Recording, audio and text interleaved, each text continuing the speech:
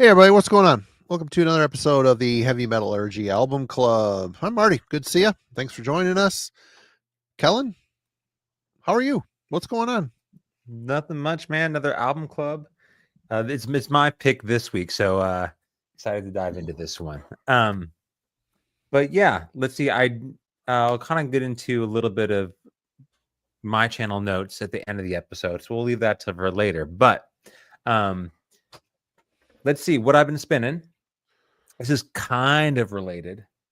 I was able to snag this record for a decent price. I mean, this isn't a Logan bargain bin, so look, I can't quite claim that. But I guess you could call this a thrash record. I'm kind of was interested in it as a sort of a Swedish crust thing, but this is Agony, the first Defiance. Yeah. This is a original pressing on Combat there, so happy to score this one. But I think John Martin piece of album artwork I've seen like 5 billion different places. This painting, but nonetheless, Oh sure. glad to get this one in the collection. And then this might be a little bit of a tie-in towards the show on Friday. But I mean, in terms of bands out of Italy right now that are kind of doing something a little bit on the epic side, I love Vulture's Vengeance. So I don't know if anyone will pull this, but Dust Age was one that came out earlier this year. I've not heard it. Never even heard that band. In February. This is the debut from 2019, The Night Lore. But anyway, so obviously talking about some epic stuff out of Italy got me spinning this stuff. Really enjoy this band. If you want, anyway, highly recommended. Maybe that'll show up on Friday, but that is outside of Dark Quarter. That's what I've been spinning. All right, Logan, how's it going? What's been going on? Pretty good, man. Fairly musically, involved week. Enjoyed Friday night, reminiscing about Ozzy and stuff. It was great show with all y'all, and just Nice. It was cool to be a part of people who had different perspectives and a lot more history with him as a musician and also as a celebrity. It got me to spinning some of the other like metal icons that passed and really hit me in a similar way that Ozzy's passing did. I spent the majority of Saturday with Dio and Dio Sabbath and Dio Soul stuff, but then I moved on to Lemmy also. When Lemmy passed in 2015, that was I knew exactly time and place of when that happened, when I heard the news that he had passed, and definitely stuck with me through the years. And also Saturday, I was up in Baton Rouge, Louisiana, doing some brewery hopping and record store shopping, and I stumbled across a Motorhead album I don't have yet, Overnight Sensation, 1996. I've heard like mixed things about this, but after spinning it like twice, I honestly enjoy a good bit of the songs on here. There's some like more melodic tracks, like I Don't Believe a Word, but then there's also like some ripping metal songs like Shake the World towards the end of this album. So yeah, had to mention that. And then while I was up in Baton Rouge, I have the story of two different record stores, right? So first record store I went to, they had some I was there a couple months ago. They had some power metal that I was going back to check up on, to see if it was a good price or not. And I get in there, and they're all marked with, of course, price tags, but it doesn't have the amount. It just has the dollar sign blank and then what it is underneath it. Free. Yeah, I was like, okay, so what price? What price is this? I go up to the guy with like a giant handful of stuff. I'm like, this, what are we talking here? And then the owner proceeds to pull up his phone and spend about 5 minutes on each one, looking through Discogs. Great. And pricing it at the highest that someone has paid for it on Discogs. So it was like $30, $45. You say nope. Yep. Nope. It was like, nope. I don't want to price anything more for you if you're not willing to, pay what they're worth. I'm like, that's artificially inflated by the world global scale. Are you selling on Discogs? he was not. You know, like who in Baton Rouge, Louisiana, is coming to pay $45 for Avantasia CDs? That's what some of them were. Nobody. He did have this Blind Guardian CD, which is my favorite Blind Guardian album, for $10. So That's I picked perfectly this up. perfect. Perfect. And then I go to the next record store, and underneath all of the regular CDs, this guy had boxes upon boxes of stock, of basically dead stock that he inherited from some record label that went under. He didn't know what the hell it was. He's not a metal guy at all. And he's just basically like, take whatever you want for $1 a piece. So I went ham, and I got a whole bunch. I got like 12 albums. This is one of them though, Defleshed. If you guys know Defleshed, I think Sweden, I believe. This is their live album from 2002, Death, The High Cost of Living. So a lot of the stuff he had was pretty obscure, like late 2000s obscure, like European metal that has 0 or 1 rating on Metal Archives. But of the two record stores, which one am I going to go back to? Yeah, I would go back to that other one. No way. I'm definitely not going back to the other one. That rubbed me the wrong. I was a little pissed off actually after. That's pure evil right there. Because he was like accusing me of trying to, be cheap on him, asking for like $20 for a CD, which is crazy. Brand new, maybe. Yeah. But no, these were like, there were scratches. There was water damage on some of the booklets and shit. $6 to $10 for used is about what you need to be rolling with. You know me. It's my favorite, dude. It's my favorite. And then I saw Primus on Monday night. So it was awesome. Primus sucks. If you know, you know. They played a cool NIB cover with a rodeo clown or something. He popped up and did vocals. Their guitarist, Lalonde, he also did a quick Possessed riff, because he used to be Possessed. And when Claypool introduced him, he was like, "Here's the grandfather of death metal," and he played the riff right after that. It was a cool extreme metal tidbit for a couple people in the audience. But yeah, good week overall. Excited for some Italian metal. Got my Italian beer here. Jim.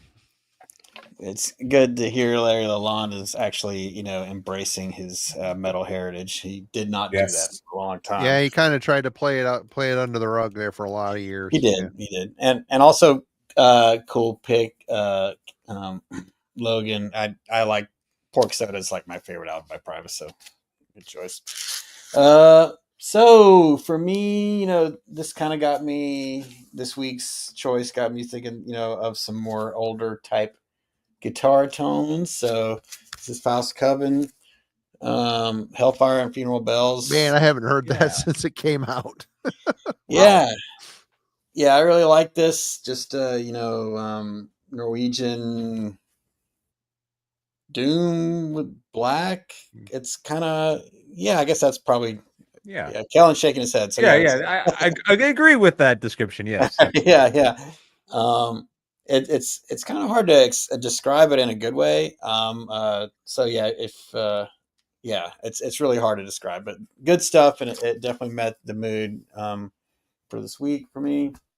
And a little bit of Bayern Rooney love here. I had to pull out some Machacho, and I was in the mood for some Kanawha Black. Man, the riffs are so unique on this, man. They're just so different. Great band. Aaron is such an amazing guitar player, such an amazing musician. So is Andrew.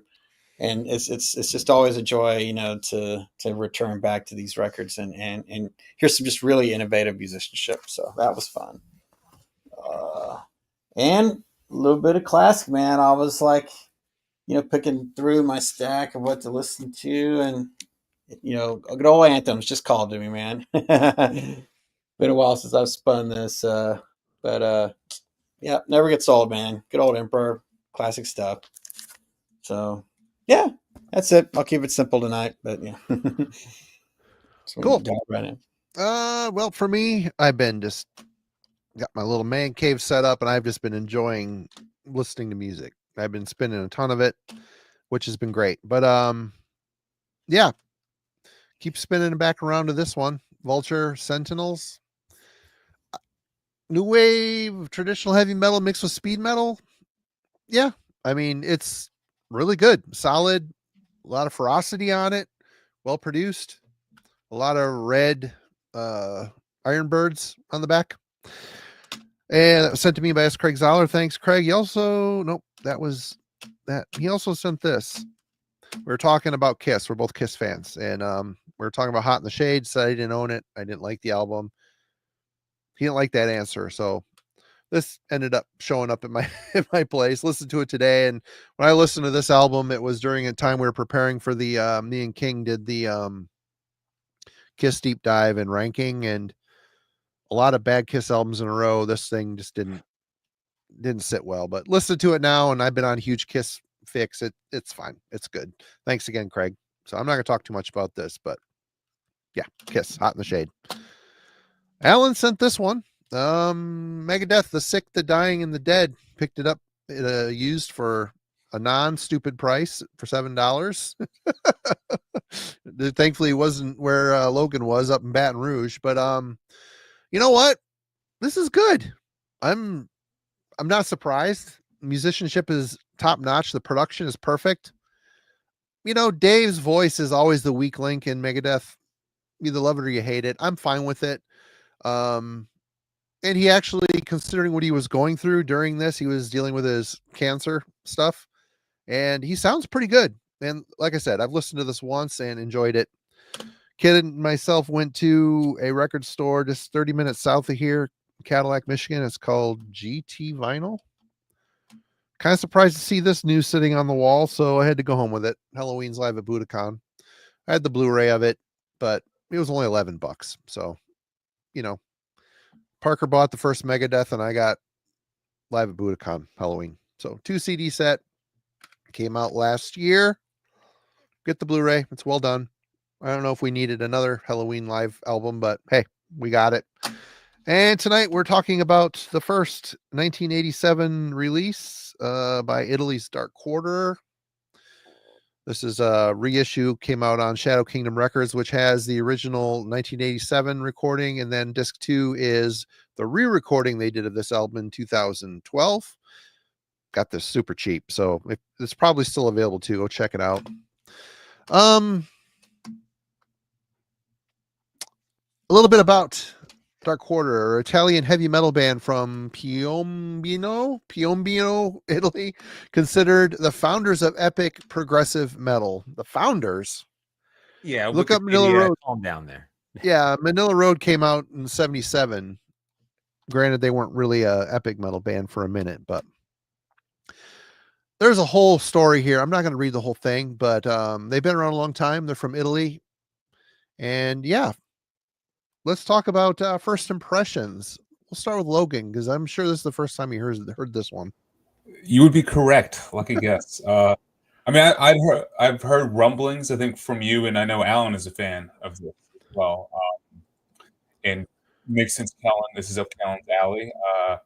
Going into it, I made the mistake of expecting like more on the Doom side. So I was like going in thinking it was going to be like Candlemass, Solitude Aeternus style, and it certainly was not that, but I mean it's kind of close enough. There's certain elements that I think are crossover to that epic Doom kind of vibe.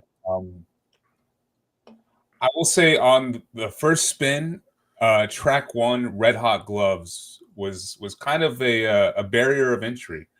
I was not expecting the production to be the way that it was. Like coming in, it sounded like the band were basically playing in a field adjacent to the field that I was in, so like way over there. And then the singer was in the field that I was in, like drinking a bunch of these and like shouting at me. And yeah, the delivery is very European of just the vocals and stuff. And yeah, the production was a tough pill to swallow, especially with the first song.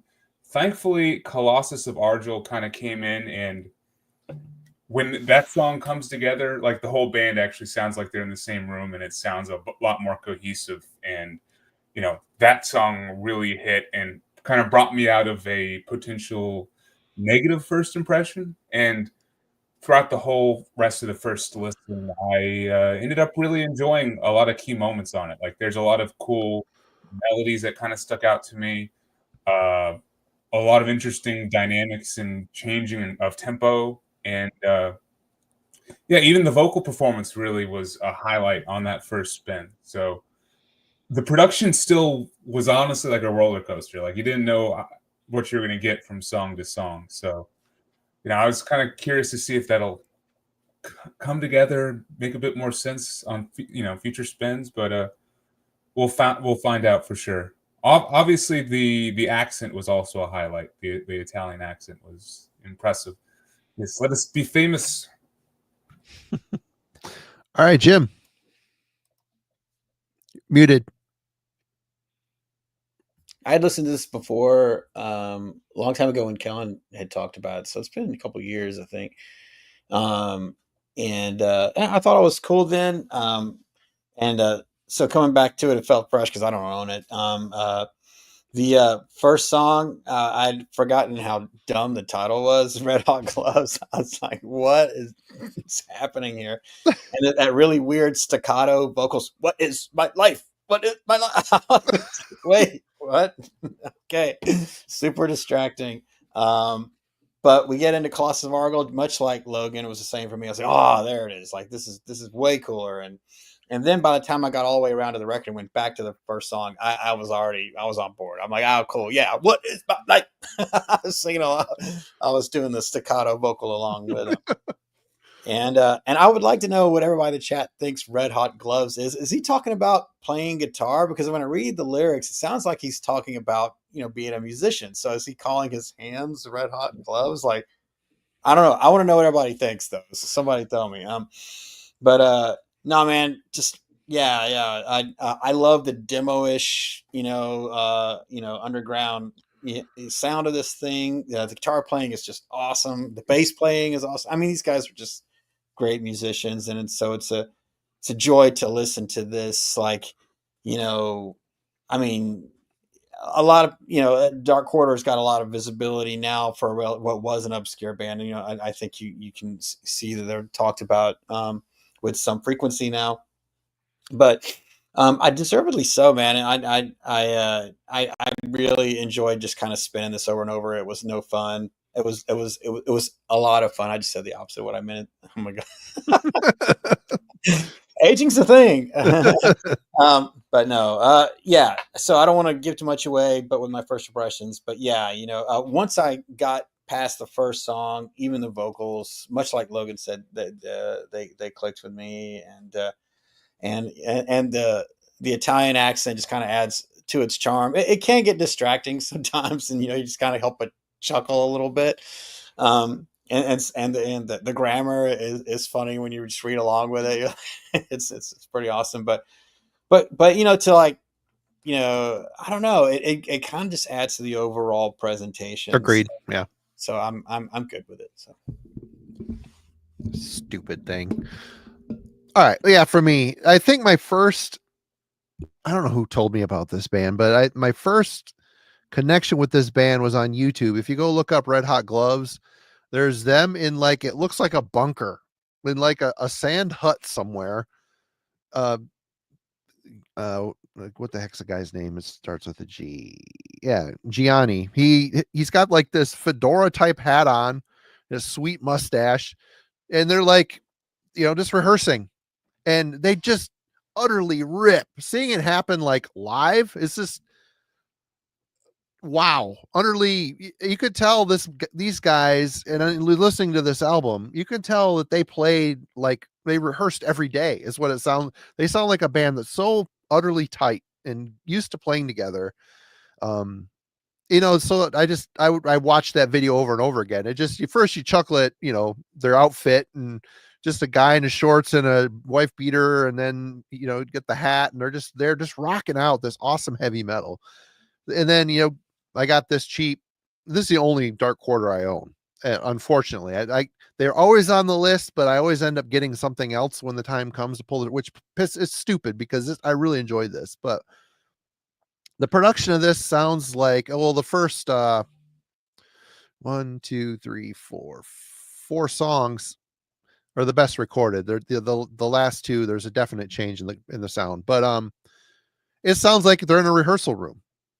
But there's a little bit of bass response to it, a little bit of depth. But man, it just the first thing you chuckle at, obviously English is a hurdle for him, but he does a good job. His English is better than my Italian. I'll say that much. But God, it's just song after song of the musicianship is like almost virtuosic. It's like they play such interesting guitar riffs, but they're not opposed to jamming a bit. You could tell there's a slight area where there's some jamming, but then it all comes back together where it's completely locked in step. It's just they play so well together. Every performance, from the drum fills to the bass lines to the interesting guitar riffs that go into these really killer solos. I mean, they're not like wanky solos. They're solo with so much feeling. This was a pretty quick instant love. I mean, I was listening to it with the kid. I was taking him to something, and he's like, "These guys sound pretty good, but the sound is so bad. I don't even want to listen to this." I'm like, give it time. You'll learn to look past this if you pursue all this well-produced power metal you listen to has corrupted your underground spirit, lad. But anyway, yeah, the voice, Gianni's vocals, although he struggles with the English at times, his voice is actually great. It's like when he's hitting those falsetto screams, it's like you're right there with him. Like, is he gonna nail it? Is he? Because it feels like he's not gonna. It feels like, oh, you're hoping. And then when he hits it, he's like, you just want to high five him. Like, yeah, every time you want to give the guy a high five. He's such a great singer. He's like an unsuspecting, awesome singer. But yeah, at this album, first impression is right on, 100%. Love it. Kellen, what about you? Yeah, when we get to songwriting, I'll share my notes on the vocals, but they're very much in line with that. I think that's my first brush with Italy and this kind of music was with kind of Doomsword, which a little bit to Logan's point. Like, I expected it to be a bit more in that vein. And the debut self-titled from Doomsword is also, it gave me like a glimpse into the production here.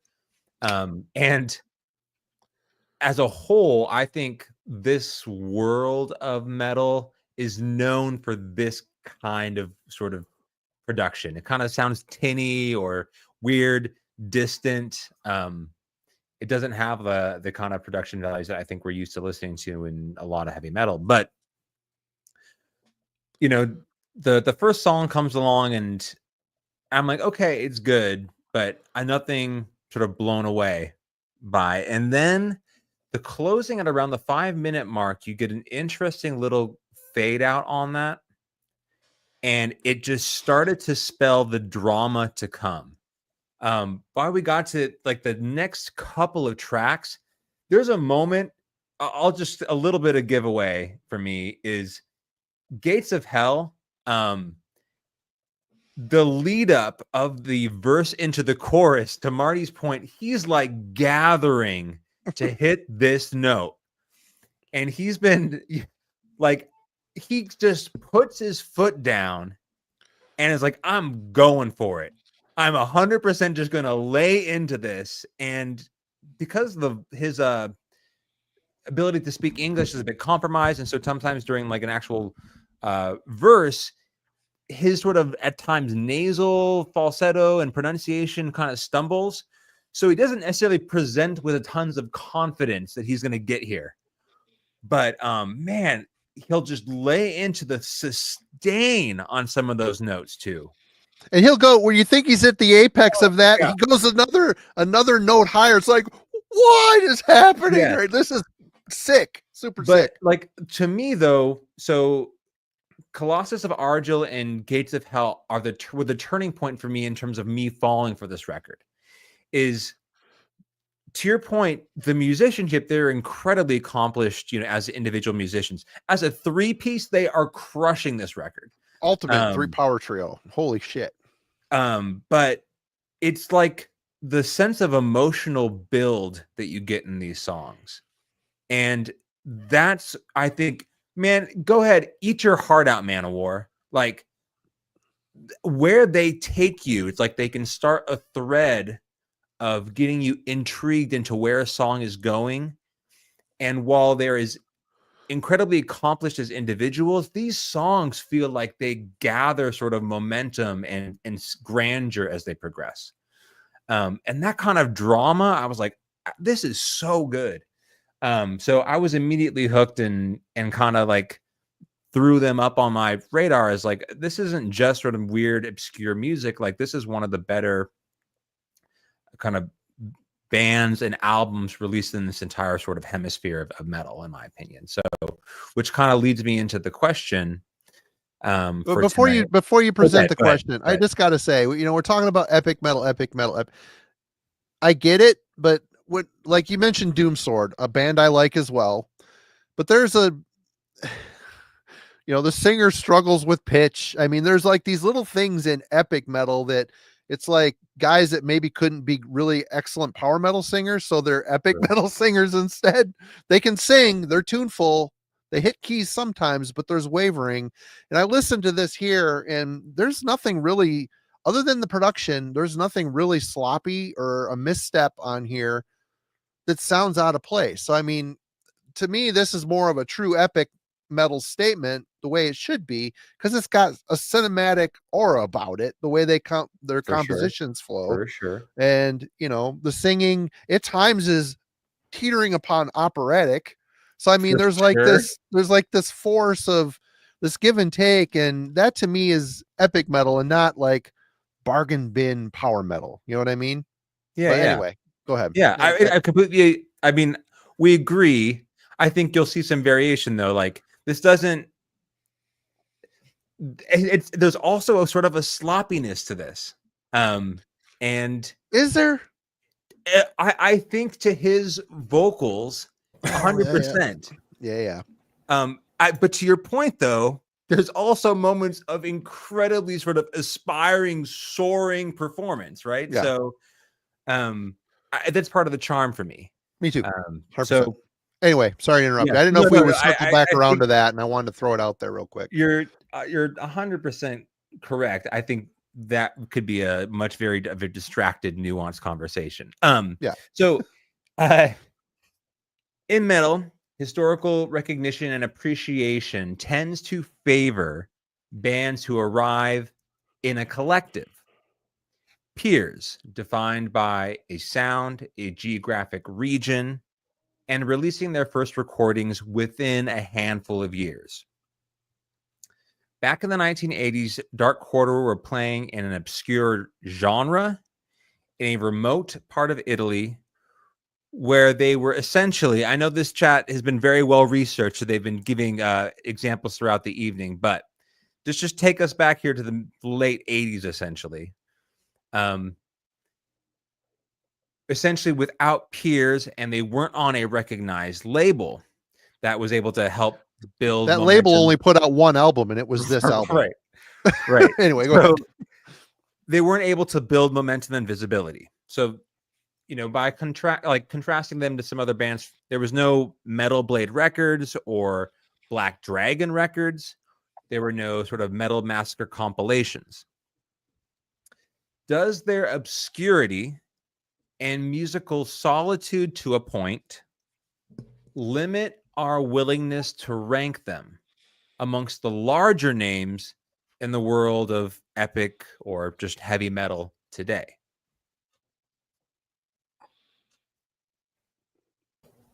Damn it. I read something someone just sent me real quick, and I totally lost the last part of your question. I'll put it in the chat. I'm so sorry. I'll put it in the chat. I'll put the last portion of this question in the chat. I was with you, and then I'd like, something shiny happened. I looked over here, and boom, you were there. It is. Okay, there it is. So, while I'm reading that, Logan, go for it. Throw me out there. I'm kind of the wrong person for this question, just because I only started listening to this band, 7 days ago.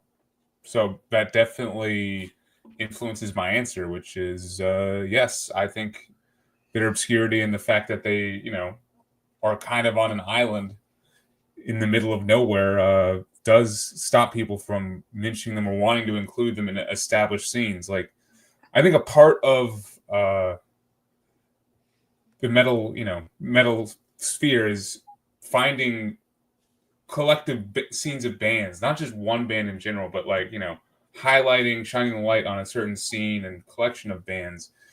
And you can't really do that for this band in particular. I mean, I guess you can for like Italian doom metal, but once again, I'm not well versed enough in it to say, like, I recognize Doom Sword and some of the other bands that people are mentioning. Like, I heard that a Dromlick that Jack is talking about in the chat, it's pretty good, but it certainly doesn't form a cohesive story like what metal, kind of likes to string along with, talking about Brazilian metal scenes or new album, or it just feels so isolated. You're not going to mention it unless it's an example like this. I feel like, and it probably has hurt this band over the years. I can tell that they're still going. They released an album last year, I believe. I did my 5 minutes of archives research, and I feel like they've actually have been kind of productive throughout the decades. But definitely have not gotten the recognition that I feel like they deserve. I do think that the production, and I'm going to say it over and over again, the production is probably hampered, the band's ability to kind of, at least with this album, get on a bigger scale of recognition, just because it's such a rough first impression. Like, the first track to me is a very rough first impression, and it might keep people from initially diving deeper in, The second part of my answer is that just because, it is an isolated album, separate from other influences, I don't think that's a bad thing. Actually, I found that to be one of the coolest aspects of diving into this album, was just how unique it felt, and how unique the songwriting felt, and how cool the different influences were. Like, I honestly have not heard a band that kind of hit some of the notes literally, and the emotional notes as well that Dark Quarter were kind of hit with this album. And like, the feeling of just somewhat medieval, like a medieval sophistication is kind of unique, and I don't feel like they could have crafted it as effectively or as genuinely if they were a part of an actual scene with other bands to bounce sounds off of, or and I think another note from my 5 minutes of archives research, they've been playing together since like the 70s, apparently, as like a cover band and stuff, and had been recording tracks since like 1980. So this was like a lot of time in progress, and I think helped craft their sound and kind of helped lock in a certain 70s influence that I feel like I hear, which helps with how unique and isolated this sound I think kind of is amongst the other peers of the 1980s. All right, Jim. Yeah, I honestly, my thoughts on this align really perfectly with Logan's. I definitely think that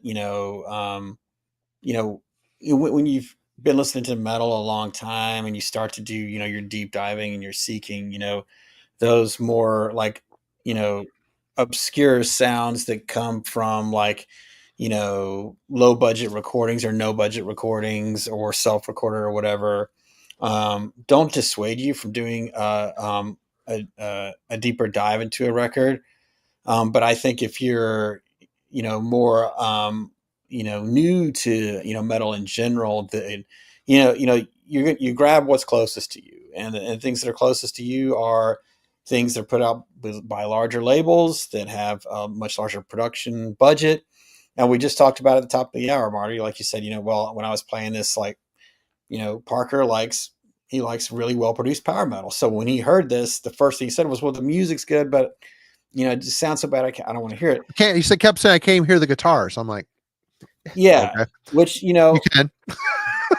but as a longtime listener and a seeker, you start to see through Yeah. the wall of or lack of production, however you want to describe it, and you can find the instruments. Your ear gets kind of trained to pull up those frequencies, and where they're just kind of in your face with modern brick walls, production that is kind of pervasive right now. So and also, I think the attention spans, for,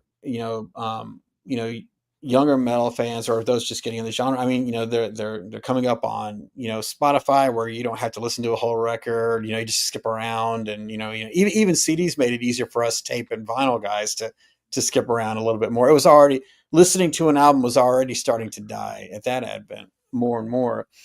And I think that, old or new metal fan, once you start getting deeper into the genre, you want to hear that whole record. You want to experience it. So I think that, anything that can dissuade you, whether it be, a heavy accent on the vocals or low production, would, I think, detract from your overall visibility. Now, that doesn't mean that you can't break through like these guys have with their music. Just really kind of kept pushing against everything that was holding them back from being more well known. It really it dug them out. Just the sheer songwriting capability, it dug them out from under the earth. And that took time, and that took a lot of word of mouth, and a lot of folks like ourselves and as part of the metal underground to um, bring them forward. So I don't know what the answer is for a band like this to get to that level initially. I do think that probably, yeah, being in a rural area, not having their compadres around them, not really having an scene, just kind of being on one in 100-mile radius or so doing this style, and you're putting out like a small run on vinyl, just probably wasn't enough. We're talking about, especially mid 80s, where No internet. There's no internet proliferation. there's no internet. And if you didn't have A&R and a publicist behind you, how are you going to get out there? You're going to have to do it yourself. So I think the winds were against them.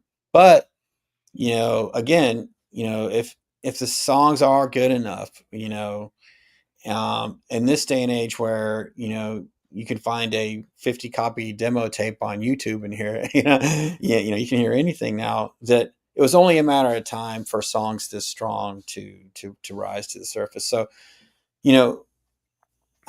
so even though it may affect where I think a fan of metal that maybe doesn't dig too deeply might not put them there, I think that fans that are like ourselves, once we get down into the layers of metal, that we don't care about it, all of that stuff. All we care about is the quality of the songs. And I'm not saying, I've only been listening to Dark Quarter on the regular for a week now, like Logan, I mean? So, but I'm saying, if I continue to enjoy this record as much as I have in the last week, then I could see myself putting them up there, because I don't care about how good the production is, how well known they are, what their reach is. All I care about at this level, and I think everybody who watches this show, is that all we care about is how good are those tracks, man, and they're that good. So. Yeah, and I agree with all of that. So I mean, looking at the question, their obscurity and musical solitude to a point limit our willingness to rank them amongst the larger names. No, but my uneducated, I don't feel educated enough in the band. This is the only thing I've heard other than watching a few live things online, and they've all been really impressed. Like I said, I've stumbled upon some of their albums and distros over the years, and they end up in the cart, but at the last minute they come out.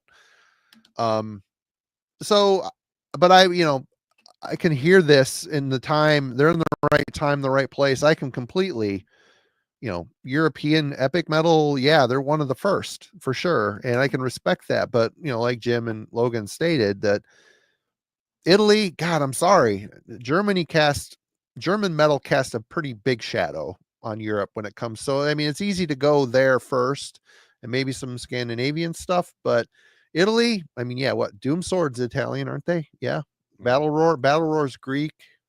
So Greece is another country that has a pretty rich metal history, a lot of black metal, and those bands somehow, Verathron, Rotting Christ, Necromantia, but there's so many other bands below. Once you get past the big four of Greece black metal, the rest is kind of like this. It feels like it's underproduced. There's like a grassroots effort to try to get their music onto a tape however they could back in the day, and the sound impacted. The sound is more impacting than the musicality. Like I said, in Dark Quarter's case, the music is really top notch, really great playing. Between that, the obscurity of where they're located, and the lack of promotion, their label that put this out, this was the only thing they put out. It might have been them. I don't know. Did they make their own label to put out their own record? Maybe. I mean, why not, right? Nowadays you can do that sort of thing, but back then, your mom and dad and your brother and a couple of their friends got your tape or your record, and that was about it. So I think the time and their location really impacted how they're seen. People are saying, oh, but this album nowadays, it's so much more people know about it. Well, really? I mean, yeah, the people that are into the style know, but there's still tons and tons of people that haven't heard of this band. So I think today, in this day and age, they are still in a lot of ways an underground band. Kellen, your thoughts? Yeah, I think in my mind, it's, would you rank them above, the best of Fate's Warning, right? And I think no.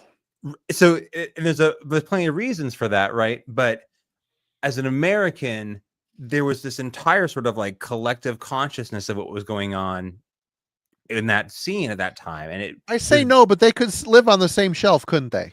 I'm sorry. I keep interrupting you. I don't mean to. I'm sorry. I can feel the passion, Marty. You want to make sure I get.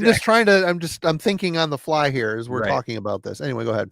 Yeah, I mean, for me, there's benefits of not just being an American band, but also like the label you're on, the bands that you're being grouped with, and then decades of sort of understanding that's passed among sort of metal fans about like the importance of your best records. And I think Dark Quarter, to your point, like I think Shadow Kingdom is the one who reissued this recently. They also, I think Listenable put out this at one point. Wasn't Listenable? I don't know. I was looking. I've forgotten. I don't know. But yeah, this is Shadow Kingdom. It's cool. It's cool that they've come back onto the scene, and a lot of the music that's sort of in this world has done so over the past, I guess, 15 years or whatever. But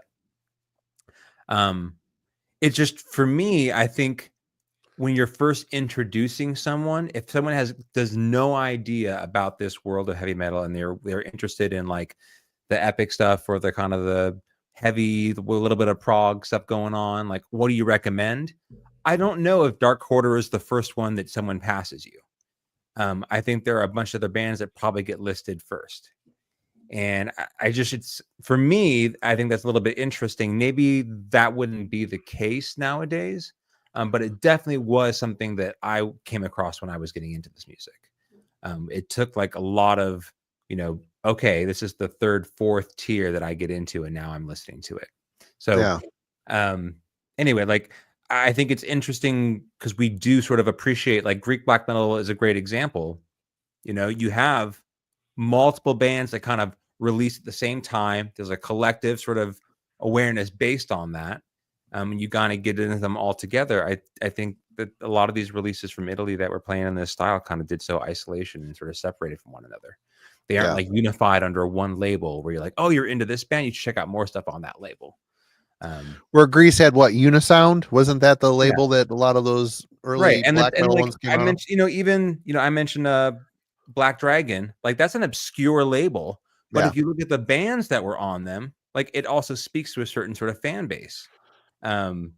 So I just thought that was kind of I was curious to get your thoughts there.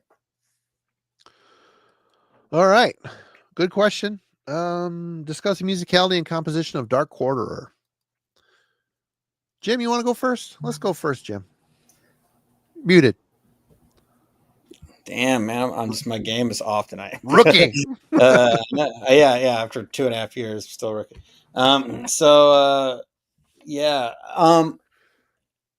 Really, really unique is like the first phrase that comes, to mind here. There is, definitely, 70s era, Rush tone to me with the guitars and the bass too. It sounds like Geddy Lee's Rickenbacker, a lot to me, and none of that is a bad thing. Rush is a band that I, like everyone else, respects and enjoy, but I always wanted them to get heavier. You know what I mean?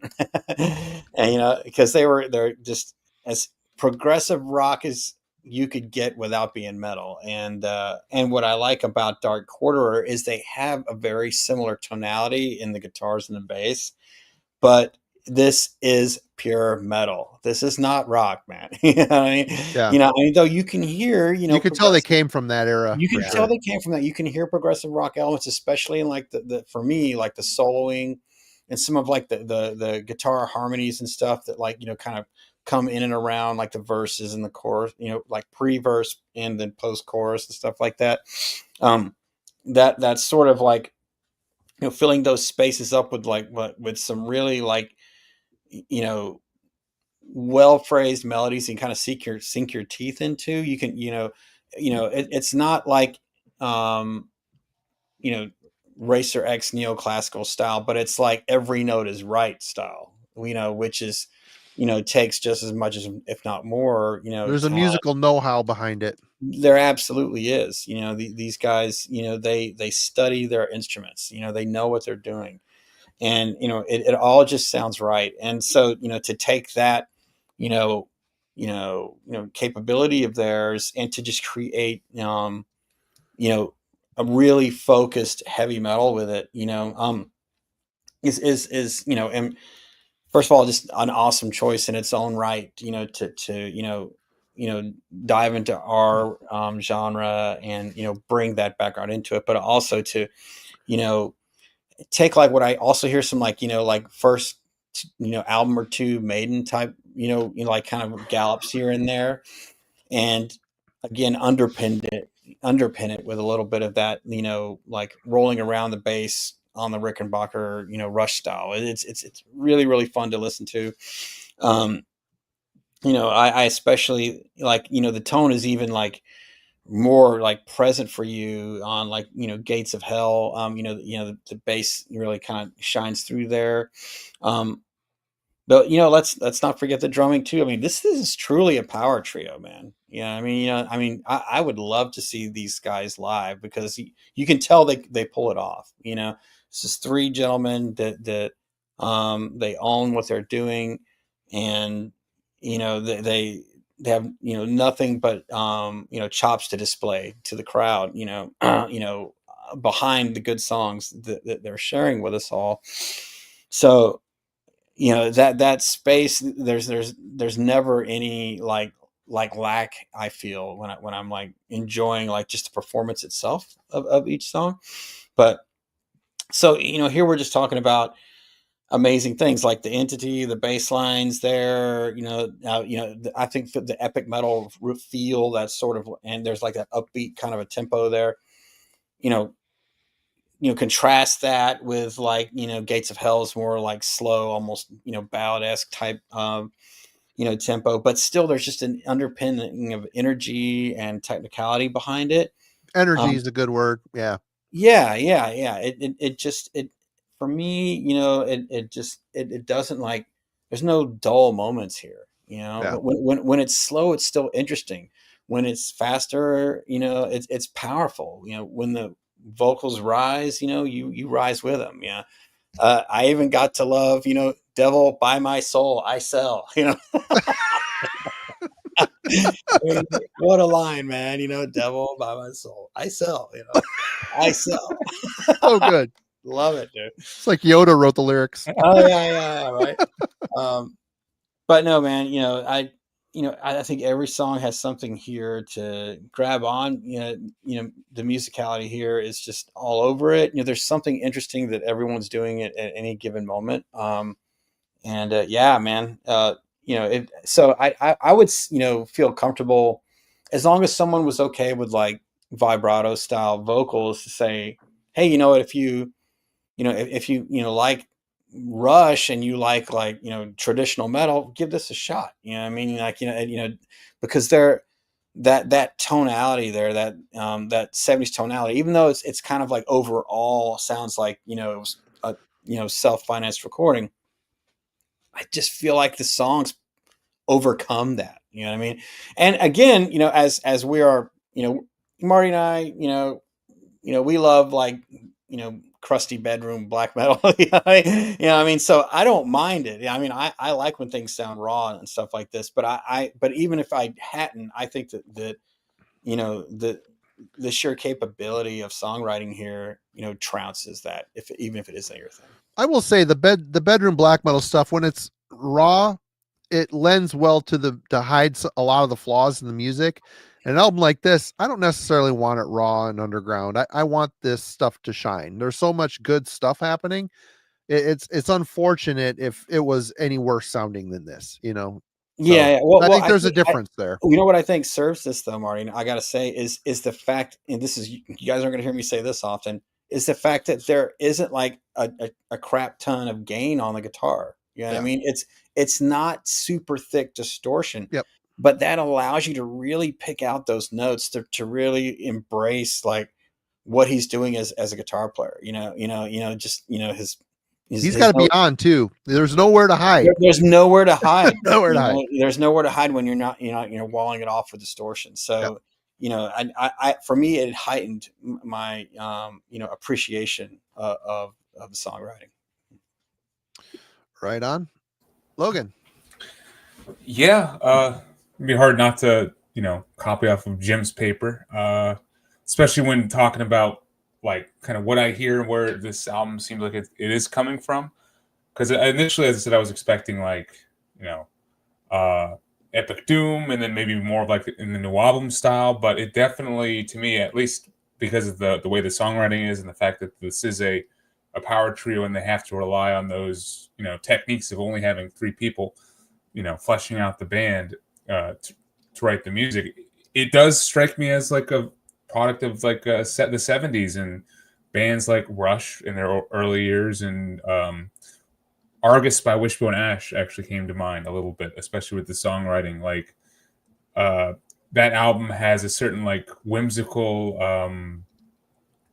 winding kind of way of writing a song where it does feel like a journey. Like it's not written verse chorus bridge. It's it's got like these different passages that kind of connect, and a lot of these tracks feel like that. Like they're not going a certain way that you can kind of track, at least on the first couple listens. I mean, Gates to Hell for sure feels like a Gates of Hell feels like a linear journey where it's just gradually building. It doesn't come back to repeat anything. It's just builds from the onset. And yeah, Colossus of Argel, I'm still like digesting and spacing out that song. There's a lot going on. There's a lot going on. Really cool. Yeah, absolutely. And it does show that I think there is some Iron Maiden influence here on that track, just because when it picks up, when it does that tempo change, like to me, I'm like, there's the 80s metal influence right there, like the the new album kind of vibe. And it does feel like what Maiden was doing on Peace of Mind and Power Slave, and the Ambush too. Phenomenal instrumental track, but that one just feels like their chance to kind of let loose without the vocals having to kind of hamper down what they want to do instrumentally. And instrumentally they can do a lot, and it's just very impressive to see. For me, the highlights, of course, are the guitar work. and the overall vocal performance, the vibrato, and the whole package that is Gianni's vocals. I guess touching on that real quick, he has such an amazing range for sure. Like, I don't know if I've heard someone hit. Maybe it's the production like highlighting it, because it's literally he loses the production. He goes out of the room, like he shoots out of the stratosphere, and then you hear him come back into it. Yeah. Like, on Colossus of Argel, when he does that, when he's saying the title of the song, it blows me away every time. And he has such a he can also have such a delicate delivery too. Like, when you're listening to him sing, on the Entity and certain sections from the title track, Dark Corridor, I don't feel like I could picture him pulling off what he does on tracks like Colossus of Argel. So it's pretty impressive to see him go from one extreme to the other, and his pronunciation is indeed a part of the overall sound. There's a charm. I mean, There's a charm to it. Like, I don't think you can hide it. The fact that, it makes him feel even more eclectic. Yeah, the way he says and delivers lyrics is a part of the Dark Corridor sound. And lyrically, he doesn't have the cadence of someone who speaks English. He'll just shove these words in together that kind of shouldn't belong, and make stuff that you could draw out into like one syllable. Actually, it's kind of embarrassing how long it took me to figure out that the chorus to Red Hot Gloves is just him saying Red Hot Gloves. I was like listening to it over and over again, like, what the hell is he saying? He's like, the ride, the the room, where are we going? Oh, he's just saying Red Hot Gloves over and over again. Just because of how he pronounces it and enunciates it. Yeah. I was like lost. And that happens a couple times on, the album. And, the lyrically, my favorite is, of course, the title track, Dark Corridor, where he's like, "Quiet be quiet, cold be cold." Yeah. If you want to be famous, the famous Killer King. It's awesome. It's a part of it, I think. And I'm not trying to, make fun of it or anything, because I do think there's a charm there. And I just admire the vibe that it gives off. It does feel kind of medieval and of a different time period than, especially 2025 for sure. And I think that lends to the fact that this album does feel immersive. It does feel like kind of like a world building album. It's dark, it's winding, it is kind of emotively depressive. And when you kind of, let yourself into the world, it does, feel, as I said, world building. Real quick, the guitar work is the other major highlight. Oh, totally. It's amazing.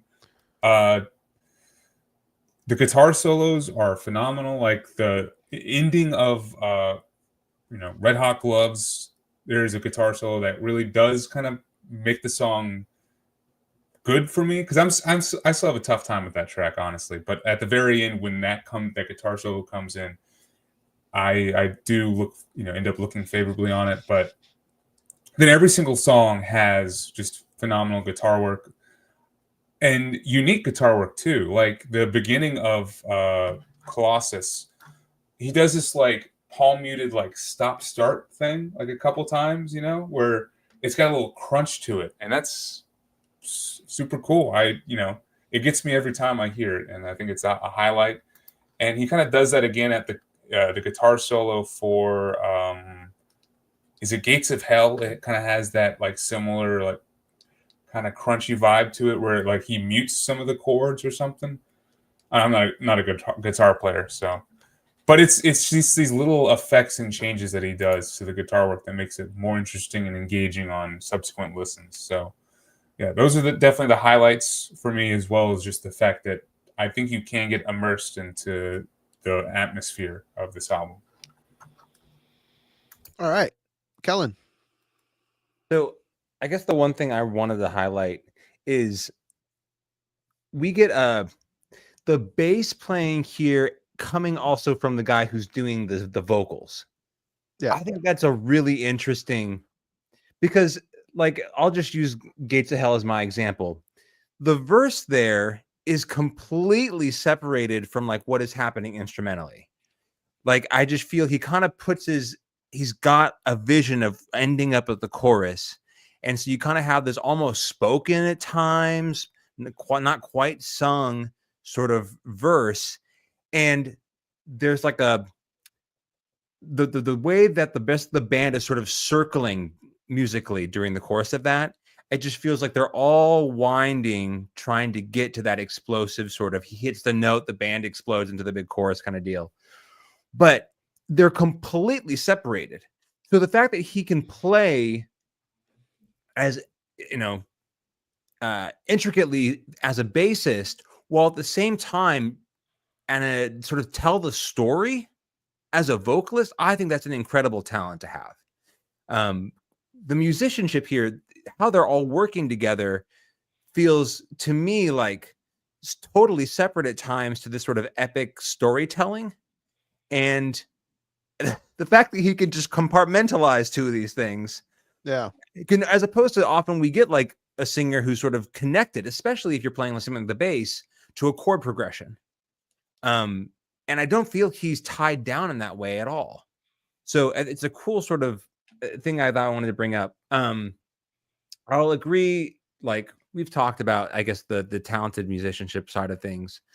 So I don't want to kind of go over that too much more. But there is something about this that feels like, as a trio that's been jamming together in some capacity since the 70s, like they know each other so well. To me, if you told me this was a just killer live recording, I would believe you. And part of that is the production, but there's a certain kind of like locked in feel that they all have as a band. And then the last thing I just want to say is like, these songs, especially like the ones that stand out to me that are my favorites on the record, are Colossus of Argel, Gates of Hell, and The Entity or Entity. I think they just do, I don't know how they sort of arrive at a moment where they give you a little bit of like grandeur and are able to string that along in slower paced ways. Like these songs aren't necessarily blistering fast. They may be intricate, but they aren't fast. There is, to your point, Logan mentioned sort of that galloping thing. Yeah, they have pieces of that for sure. But I don't think that's the overarching sort of characteristic of this record and of this band. To me, it's like this interesting sort of like swirling kind of proggy stuff that's cast under sort of longer, epic, narrative storytelling. And that's outside of like the vocal performance, which is just cool. I agree with Logan. Like I feel he's backing away from the mic. Like he's screaming so loud, like in the same way a vocalist would sort of on a live performance is moving about, right? As like he's emotionally engaged in the song, it tends to waver. And I feel in the same way, like you hit a giant note and someone walks away from the mic. I kind of get that here on this record as well. But that's, I guess, my piece on the songwriting stuff. Yeah, Tim mentioned early on the word journey, which I completely agree with. Jim mentioned energy, and I'll add exciting, because on these journeys, these songs don't really resolve like a verse, chorus. They feel like there's so much more. And then you get into the middle section where it feels like there's room, a bit of their 70s roots comes in, and there's a little bit of room for jamming.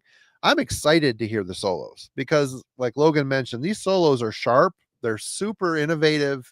I mean, he's not like reinventing the wheel, but he's playing things that aren't the standard slop that, a lot of, pentatonic diddly doos or whatever. It's not the standard metal soloing at all. No, like, it's not. There's definitely more different technique going on there. Yeah, his fingering is very interesting. I don't know what scales he's using. I play guitar, but it doesn't mean I know crap about it. I'll just put that out there because it's true. But there's nothing that sounds conventional about his playing, but yet there's a bit of the rock spirit and feel, the way it's presented. And like I said, you're on this journey through these songs, and by the time the solo hits, I'm ready. I want to hear it. let's hear what you got. And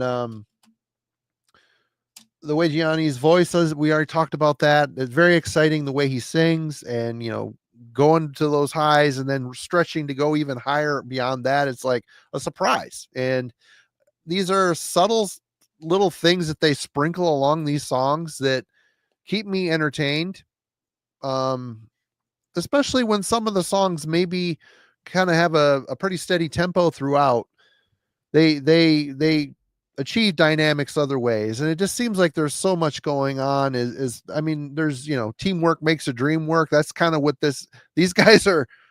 They're a very good team. You could tell they've been playing together a long time, and I think I read somewhere that the guitar player wrote all the music for this stuff, but still their contributions. You got the drummer. I put his name down. I should probably say it once.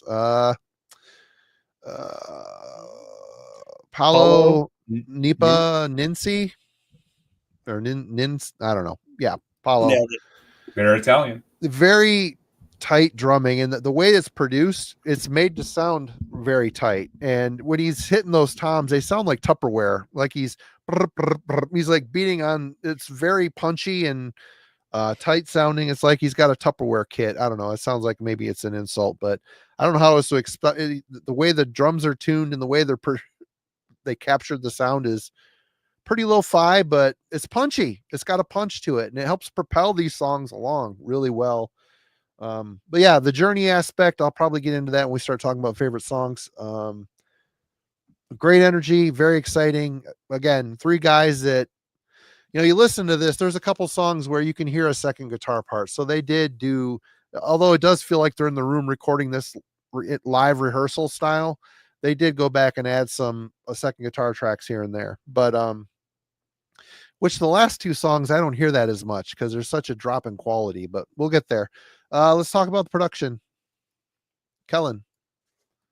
Yeah, so to your point, kind of on the rock aspect of this, when we did the Trouble debut self-title, I think I mentioned that there's a certain kind of like rock feel in terms of the production to that album. This, I can say that, but they sound totally different to me. Meaning there's a certain kind of like tinniness to this. And to Logan's point, the placement of the mix, often I feel the guitars, it could be sort of the way they're choosing to voice it in terms of distortion or gain, but they also feel to me a bit recessed in the mix. A lot of the band relative to where the vocals are, there's a bit of a distance there. So I do think, though, between the rock sound of this, you could say that it is part of the charm for this kind of music and this kind of time period for me. So the fact that it does sound kind of bright or shrill sonically, that could be one thing. Now, I also want to mention, though, like listening to this, I have a 2004 repress on Eat Metal Records here. Listening to this on vinyl, I think it sounds and that's not just like a vinyl thing. I think the actual remaster that came around in 2010, 2013, I think that's what's available for streaming, has sort of shaped the sound of this a little bit. Because listening to this, it probably has a little more bass response. Yeah, it just, to me, this feels a little bit more like a live record in a way that when I listen to, because I did stream it, it just sounds different. So I don't know if the remaster may have informed a little bit of that experience. But I in general, whoa, we lost you. Am I still talking? We'll see. You're still talking. We lost. Yeah, I can hear you. Visibility. We're just looking at the cover instead We can look at that and that mustache. Oh my god. That sorry. Hit a button. But I think it's part of the charm of these records is they sound rough and underproduced. It's kind of like hidden gem kind of deal of a album from the late 80s in Italy. And it's one of the things it probably is part of its sort of cult classic nature. It's just the way it sounds. Right on. Jim. Yeah, we already talked about the production a lot, so I won't be a dead horse. But yeah, to me, it sounds very demo-ish, which has a huge appeal to me. Liking underground sounds. And maybe to your point, Kellen, it's because I listened to it streaming. But I felt there was like instrumentally on the version that I heard, there was a good amount of like low end. It had more of a kind of a darker tonality to me overall. Now the vocals were super out front, and those could get shrill sometimes, especially when he's like in his higher register. But the separation between the music was like so stark. Like it somehow didn't bother me. Like it actually just kind of balanced out somehow, which is really counterintuitive now that I say it out loud. But that is really my take on it. Was like I liked it. The vocals were way over here, the music's way over here. It just somehow came together for me that way. And this is one of those things where I have mixed feelings about like what if I'd want to hear it recorded in a more I guess better financed way, I guess I should say, and see what it would have came out. I don't know if that would have helped or hindered. I do know that you guys mentioned they re-recorded it, so I guess I have the opportunity to A/B it, but I don't know. I've come to really appreciate the album as it sounds. With that sort of barn find mentality. Barn find. Rusty but trusty. Yeah. Finding the original writings of Ernest Hemingway in a chest in someone's old attic or something like that, and it does feel like you stumbled across something special, when again the music is of this caliber contrasted with like a very sort of underground, we borrowed money from our uncle to pay for this thing, kind of a feel. But again, the demo quality of this recording doesn't bother me. I think it, and maybe it sort of like adds a little bit additional power to the guitar when the guitar doesn't have a lot of gain on it, when it just sort of has this more evil sound to it, overall, with it being, the levels are where they would be in like a modern studio, for instance. But whatever the case, I just can't fault it, and I feel like almost that I should, but I just can't. I like the overall presence, and I love. You guys know, everybody knows, it's no secret. I love when the bass is high up in the mix, and the bass is everywhere on this. Oh yeah, there's room for it. There's tons of room for it, and it's not it's not only there, not only you can hear it, but the performance is there. So I wouldn't want to sacrifice anything, including like a thicker guitar tone, to mask that. It for me, it elevated my enjoyment of the record. So I wouldn't change anything on the production. Logan.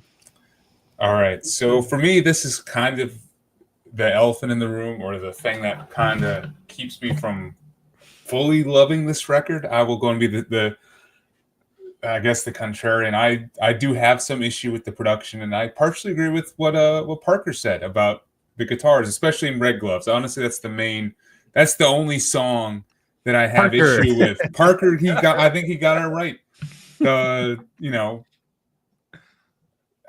At the end, in certain sections of that track, it's just the vocals. It's like you hear, Giano, and that's it. Like the guitars feel like they're off to the side, or like in a cupboard in another room, just not in the same space as where the vocals are at. And yeah, the production of Red Gloves overall just kind of still bothers me. And then the other issue is like, it feels like the production shifts from song to song. And I understand that this album is kind of it was recorded in isolation. They did what they had to do. They had limited resources. That's awesome. I think Probably it's great. zero It money. still sounds great. Zero money. Like I think it still sounds, sounds great. But if I'm looking at it, subjectively for me, each song sounds like it's a different production entirely. Like the way that Gates of Hell sounds does not sound like the way the Entity sounds. It like.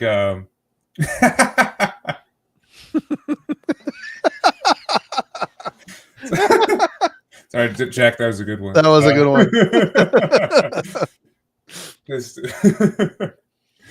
But like, so the way, and I just kind of wish that they were able to settle on one of the productions. Like the only song that I have actually issue with production wise is really Red Hot Gloves, but otherwise I like the individual productions of the other different tracks, but it's just they don't feel cohesive as you're listening to the album, Like the way Colossus of Argyle ends is not how Gates of Hell kind of begins. And Gates of Hell sounds like the most clean and like everyone's more forward as far as the production goes. And maybe it's just when they recorded the songs, because I know it seemed like they recorded all this stuff over like a 4 to 5 year period. So I'm sure, there might have even been in different studios. Mike's got moved. Yeah. Yeah. So studios probably changed a couple times. So that's my one issue with the production, and it's something I haven't been able to look past for whatever reason. But when we do dive into the individual songs and the way that the production sounds individually, there are definitely some high points. I love how the vocals sound on the Colossus of Argyle. It's just the way that, it literally sounds like he redlines it when he does his scream, and he like literally breaks the production. Like you can hear him as he like careens out of the sound, and then he kind of comes back in on the other end of his scream, and it's cool. It's really just impressive, and I think the production helps that level of emotion kind of come through. And it also does the bass and the drums service. Like it's very serviceable to them, and like they sound very up forward. Every instrument has space to breathe. I do agree with the kitchen utensil drum set, Marty, and I also agree it's not a complaint. It's just the tightness of the toms. It does feel like the It's punchy, and I like it. Yeah. And now to me that is what adds to the the charm of it, like a production like that, and the way that the vocals kind of peak when he does hit those high notes and stuff. So both good and not so good stuff for me as far as production, but it still helps with the overall obscure feel and kind of darker world building aspect of this album. Kellen, I talked about the production. Jim, have you not? I'm sorry, I thought I started with Jim. I don't know. I did. Oh, it's my turn then. Okay. Right on. Yeah, I've got nothing really to add other than I kind of agree with Logan, the fact of the consistency of the production. It doesn't bother me until we get to let me pull it. I can't remember the oops. Oh God. Sorry folks, my notes are scattered here. Yeah, Entity and the title track. It sounds like it was recorded. It sounds like a demo. It goes from a rehearsal recording where they're in the same room looking at each other jamming to a demo recording, and it kind of sucks the wind out of the sails for me a little bit. I do like the spaciousness of the first half of the album.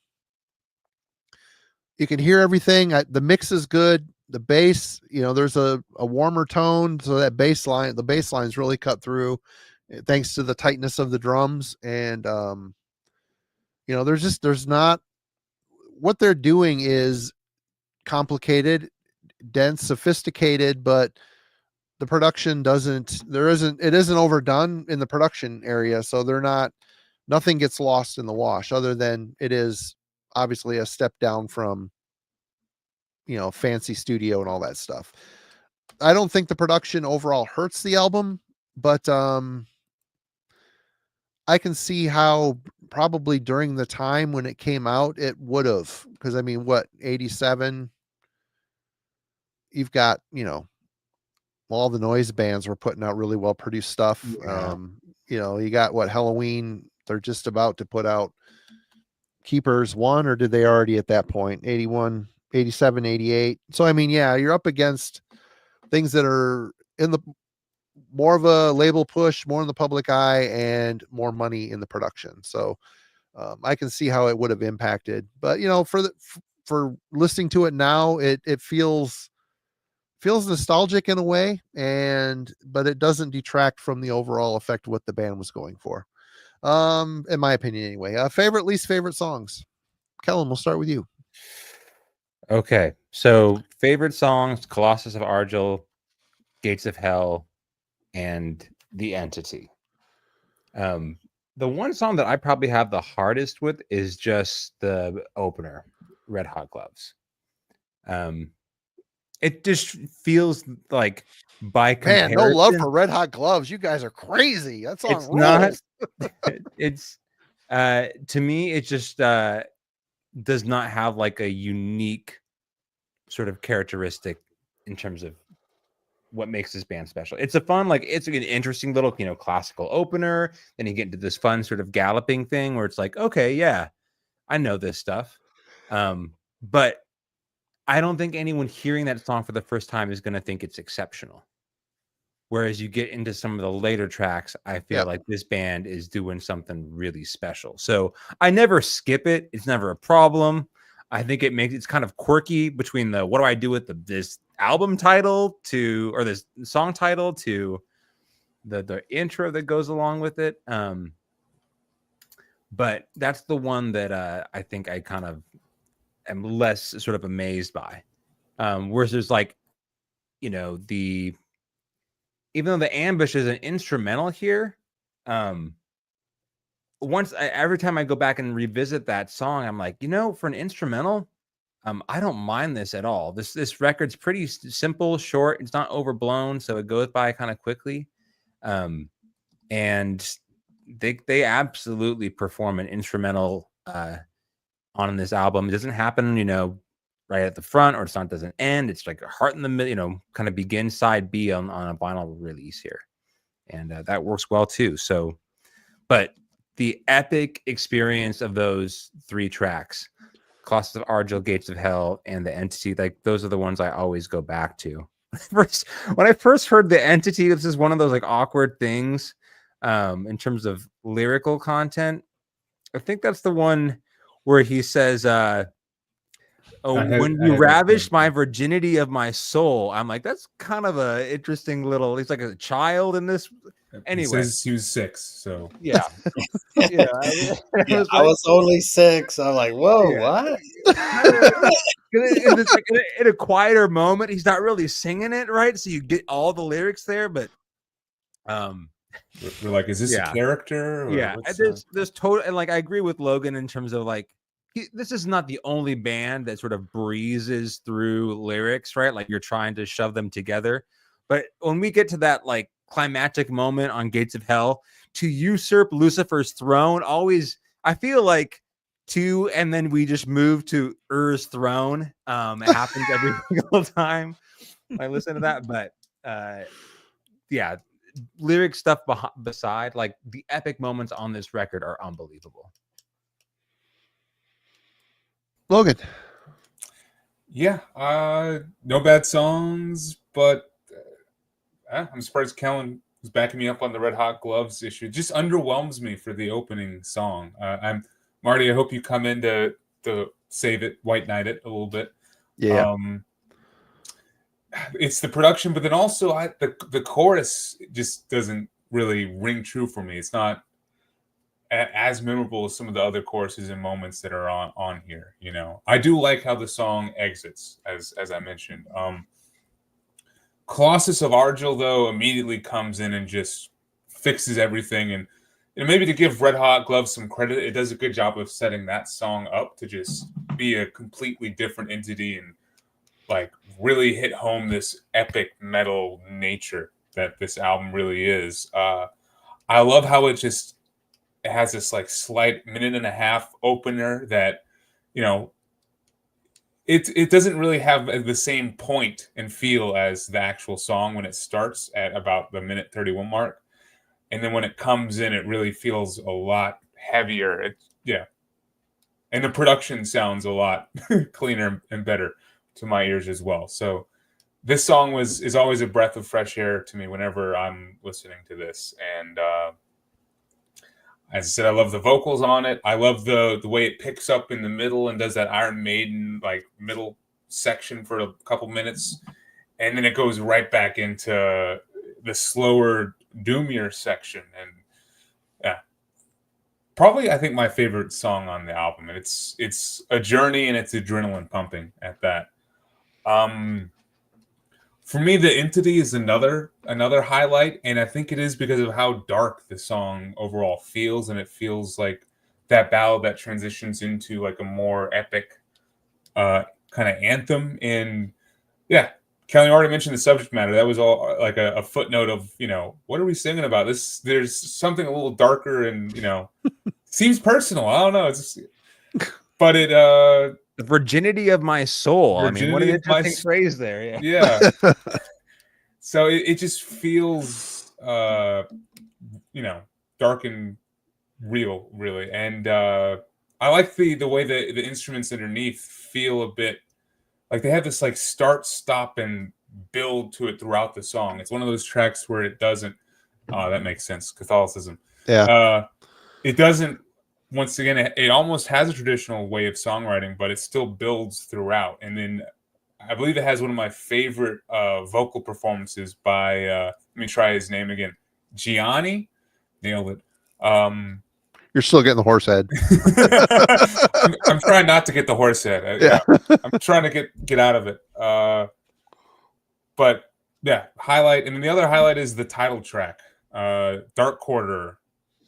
Awesome song, epic song, a bit more upbeat and fast tempo. I love the cowbell. I love the way that the riff feels kind of like you're on a horse. you're galloping. It's a nice galloping riff. Cold be cold.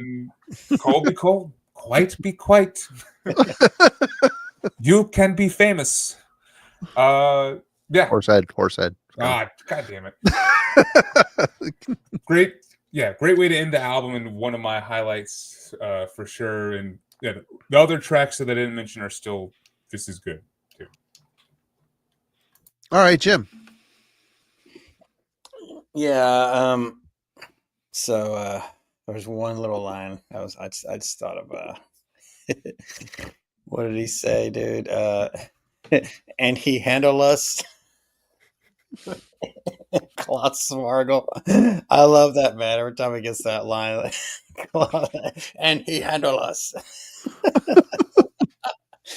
Anyway, you could pretty much copy and paste everything that Kellen said, and I agree. For me, it's Colossus of Argyle, Gates of Hell, and The Entity. Those are definitely my three favorites. They stood out to me every time. I got stars by them here in my notes.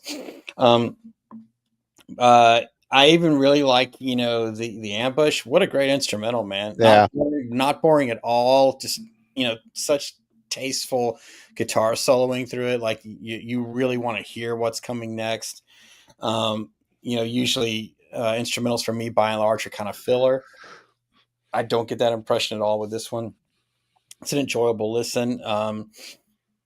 The title track is really a great closer. I like the way, like, in the beginning there's like cool melody line on the acoustic guitar, and then they finish that song with that same melody but distorted and big and mean. Like, I love that bookends the song, like a really quiet interpretation of those same notes, and then a heavy distorted, just pounding interpretation to close the song, and also to end the album. So really brilliant pacing there. But definitely, as I mentioned earlier, Red Hot Gloves was I was like, what's happening here? The lyrics are strange, the vocal delivery is odd, and but to Colin's point, like I listened to it all the way through every time. You know what I mean? And then the more I listened to it, the more I liked it. I still, in the context of the album, I think it's the least interesting song, the least powerful, but it's still a good song. I like the part in the At the middle. end. Yeah. Yeah, that's really cool. I think that super helps it a lot. But something Logan said that I completely agree is that it feels like it's getting you ready for like the awesomeness of Colossus of Argol. Like it's a preparation for that. Like it's just like, okay, if you think this is cool, now we're going to show you what we're really about. And because when Colossus hits, to me, it hits that hard. So yeah, those are definitely my top three are Colossus, Gates of Hell, and the Entity. But yeah, there's no bad song in this album. You know, it's a front to backer for sure, man. Yeah, I mean there isn't a bad song. I'll say that as well. You know, I put it as a favorite, Red Hot Gloves, and Jack I think mentioned something about new wave of British heavy metal, and that song in particular sounds the most similar to new wave of British heavy metal than the rest of the album. A little bit more exciting, I think, than the rest of the album. You know, you got to start off, you got to have a little bit more excitement. But there's a lot of, it's an expansive journey, and they set that in motion right up front, so you kind of know what you're in for. And really never knew where the song was going to go, but you're kind of trained on Gianni's voice and just kind of along for the ride. And I found it perfectly arranged, and I was so enamored by the playing right off the bat. It's hard to dislike the song because the playing is so good. That's why you're like, oh, you know, I'm not feeling that song. I'm like, oh man, I don't get it, because it's kind of like a workshop of what's coming for the rest of it. You know, I wanted more, and I instantly got more with the Colossus of Argol next. That song is the longest track on the album, is the most involved song on the album. You got the doom is kind of coming into it a little bit, but it gives way to some rocking elements. It's just like so much stuff going on in this thing. Let me see here. Yeah, the playing and the concentration on the song transitions must have been very challenging to lock it down, but again, they've seemed like they're so well rehearsed. It probably wasn't as big of a deal as I made it up in my brain, you know. He's Gianni's voice really dialed in on this one.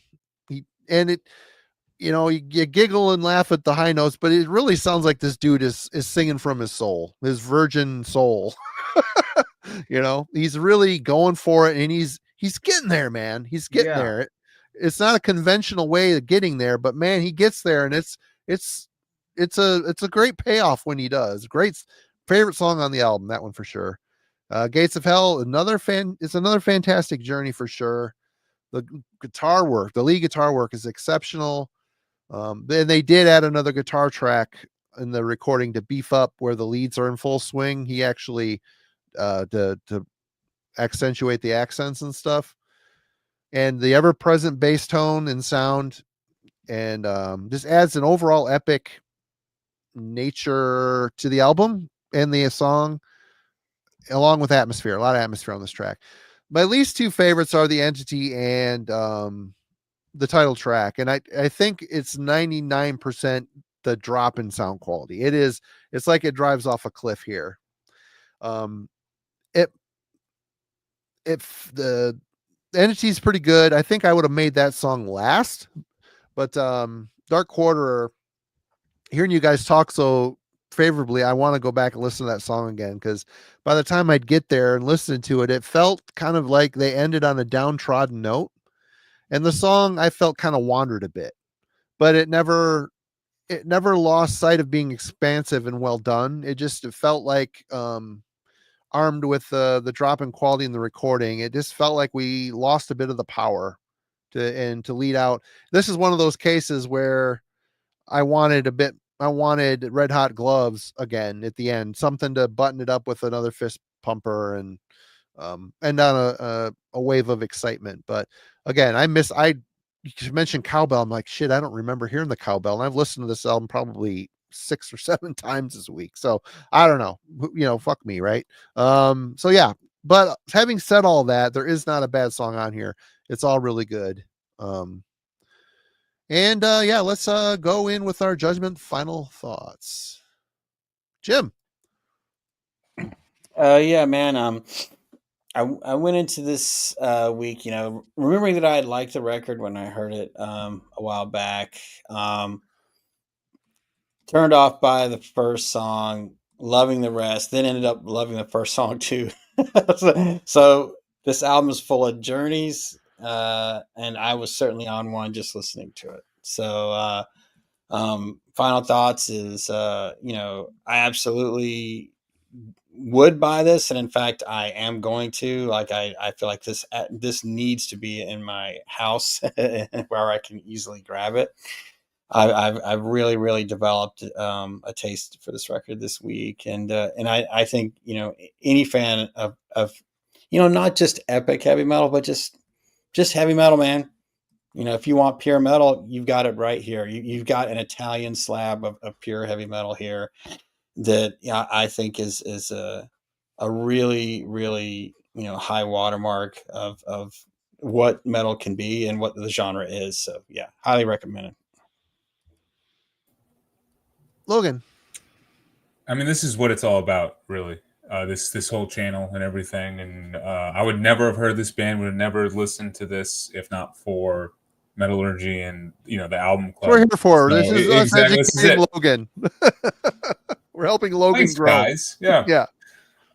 So I mean, but I feel like in the large scheme of metal, like, where's this album, talked about significantly? Where is it being heralded? I don't see it that much. I only first saw it, on this channel. I think thanks to Alan, and initially, and then of course, you all as well. But I think, I mean, a 1,000 people are still going to watch this, and I know this is not the last time this will be mentioned on here, but it's what it's about: spreading the word of true underground metal like this. And it kind of sounds like that, and whether it be the scene or the lack of the scene of a scene that it came up in, or just the fact that they haven't quite had a breakthrough in their career to really, I think, take that next step. Dark Quarter certainly seem like they're in that underground echelon of bands. So I don't know, it was just kind of a treat to dive into this and really hear a very unique album. So, like, not just an album that's in the underground that sounds like another band, but one that sounds entirely unique and different. So enjoyed my journey this week with this. Still had some issues with some of the production in the opening song, but overall was an absolute, epic experience. And I'm with Jim. I'm going to end up buying this probably. It is on Hell's Headbangers, and it is part of a 10 albums or 10 CDs for $50 deal they got going on. If you shop deals, like me over here, it's important. So I'll probably be coming home with me at some point. This is easily probably an 8.25, 6 out of 10 for me on heavy metallurgy. I'll let Kellen finish it up. And for me, this is a great album and a great band. They're a very sophisticated band. And again, I probably have an improper thought in my head that, sometimes epic metal feels like bargain bin power metal. I said it earlier, but there's always something sloppy about it. I don't get that here. Like I said, it's very sophisticated. And the few things I've checked, periodically I'll jump in on one of their albums. It's all good. And like Alan came in and mentioned that each album sounds a bit different, and also people mentioned in the chat, these guys are classically trained, which I hear it on here. Their songs aren't standard, typical. There's a lot going on here. So there's a lot to unpack. There's a lot to enjoy, from the quirkiness of the vocals to the greatness of the vocals to the amazing playing on here. The production's rough, but for 1987 in Italy, it's probably the best they could do. And I'm going to shoot for 8.5 out of 10. I think it's great. Great record. Kellen. So for me, it's like Open the Gates, King of the Dead, and like this record for me. I mean, there's like, I know there's a progginess to this, but it sounds totally different than Awaken the Guardian. Yeah. it sounds totally. Awaken the Guardian is so utterly American sounding. It just is. Totally is. It sounds like a Metal Blade album from the 80s. And I love it because of that. Right. And you know, we covered Transcendence here. Like it does not sound at all like that, right? No. So even though there's a progginess to me, this is defined by an epic feel. And when this, like, I'll take it over any Manowar record. When this band okay, well, no, it's okay. That I can. That's fine. I'll take it over Hail to England. Me personally. So there you go. Said it. Into Glory Ride. Okay. None of those to me. When this band gets really epic, for me, it just. Those aren't whatever. Like if I had to choose, I'm picking this one first, right? And that's for me personally. Again, it sounds way more European than Manowar is very American, right? Sounding, yeah, right. But it's one of those like records that kind of came to me a little bit later, and every single time I listen to it, I'm like, is it really that good? And then by the end. I know this moment he's gonna hit that note and I'm gonna be like, oh my god, this is amazing. So on a short list of like some of my favorite epic records of all time, there's gonna be plenty. Here we go. The Manowar fans are amassing. Pitchforks and burning piles of shit are hurling your way. Break out all the body oil. I think it's going to get interesting here. But if we haven't covered a Manowar record for this, for Album Club, maybe that's going to happen one of these days. But say that again. We haven't covered a Manowar record. I don't think are on an Album Club. So one of these days, killer. But for me, it like belongs in that class. In the sense of like I had to pick, even though obviously Manila Road's like the sort of standard, along with Sirith Ungol. I wish more people thought of Dark Quarter and this record in that same breath. I just don't think people know. I know, but that's our mission, right? I'm trying to get people out there to listen to it, and so they know. Right on. Well, there you have it. Dark Quarter. Go check it out. And Logan is picking. Uh-oh. All right. Well, real quick before I pick, let me get a little sentimental with you guys for a second. Oh, I thought you were going to say you're going to have us choose either barf or diarrhea. It's both. Sometimes it is both. I've been with the Album Club for a year as of nice, basically. So hell yeah, awesome. It's been sick. It's been a fun year. I've had a blast subjecting you guys to my shitty musical taste and some good taste as well, but everything in between, and just we're working on it. We're working on you. We're working on it. And speaking of that, I'm throwing you guys a bone with this pick. I'm throwing our fearless leader over here a bone with this pick. I could have gone for Weed Eater again, which is my first pick, but I will be nice. I want to, this is all about the journey into metal, and power metal is the thing that I am currently, I don't really want to journey into, but this is what this show's here for. So with that in mind, here we go. Oh, dude. Somewhere out in space. Yes. Yep. Gamma Ray. And look at that. It's got the little the Japanese pressing. Yeah, this is actually my brother's album. He lent it to me so I could just show it off tonight and nice. Listen to it for a week. So yeah. Gamma Ray. Is that the one with the Pet Shop Boys cover on it, isn't it? Is it? I think so. Or was that on Power Plant? Or is that Return to Fantasy? Return to Fantasies. That's a Uriah Heep. That's a killer cover. Uriah Heep cover. Awesome. Yeah. And I've always killer. So I do pick Gamma Ray being I'm a fan of Land of the Free. I've never heard this one, but I'm a fan of Land of the Free. So Gamma Ray rules. You laughing about my boner, Jim? Yeah, laughing about your boner. Yeah, you're not the first.